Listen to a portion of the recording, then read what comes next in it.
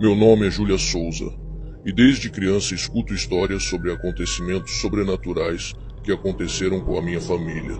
Não é algo que eu compartilho com facilidade, porque sei que muitos desacreditam, mas essa é uma realidade que está presente na minha vida desde muito cedo.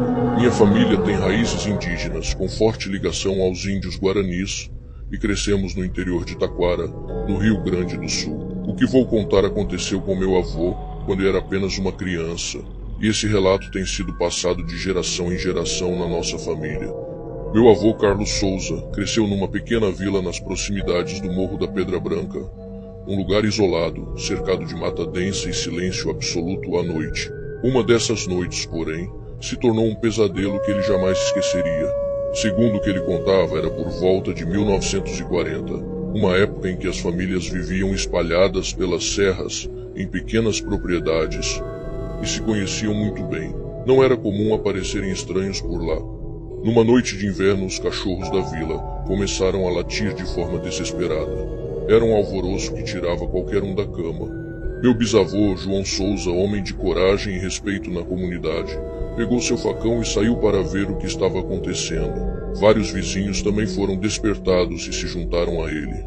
Os latidos vinham da direção da mata que circundava as casas. Naquele tempo, as pessoas não pensavam duas vezes antes de enfrentar o desconhecido, ainda mais quando havia famílias e crianças para proteger. Ao chegarem perto da origem dos latidos, se depararam com uma visão terrível. No meio da escuridão, iluminado apenas pela luz das lanternas e da lua, estava um ser estranho grande com a aparência de um bezerro, mas com algo muito errado em sua anatomia. As patas traseiras eram maiores que as da frente, e sua postura era grotesca. Os cachorros tentavam avançar contra a criatura, mas ela os afastava com facilidade, emitindo um som que nenhum deles havia ouvido antes. Naquele momento, o instinto de sobrevivência tomou conta dos homens. Armados com facões, foices e o que tinham à mão, avançaram contra o bicho. Os cachorros ajudavam, latindo e tentando morder.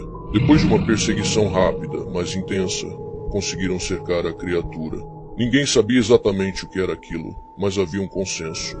Precisava ser eliminado. Entre gritos, latidos e a força dos homens, o bicho foi abatido ali mesmo no meio da mata. Como a noite estava muito escura, e o medo e a adrenalina tomavam conta de todos, ninguém conseguiu ver com clareza o que era aquela coisa.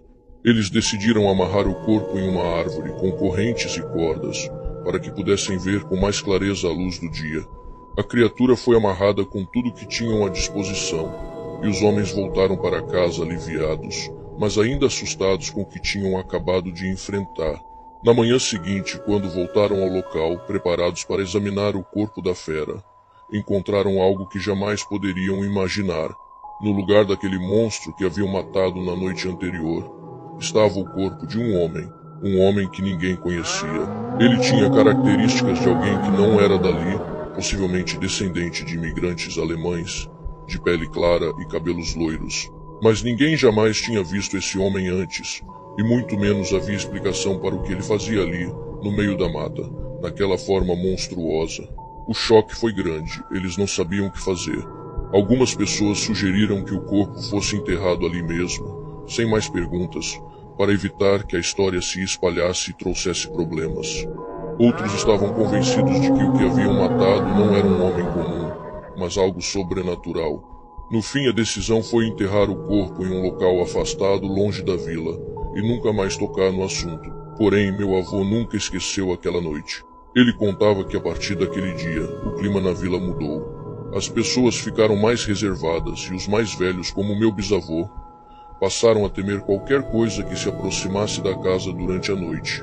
Meu pai também cresceu ouvindo essa história, e sempre que ele ou algum dos irmãos tentava brincar de lobisomem, usando um cobertor nas costas, meu avô ficava visivelmente perturbado. Ele gritava para minha avó, pedindo que os tirasse de perto, com medo real de que algo terrível pudesse acontecer.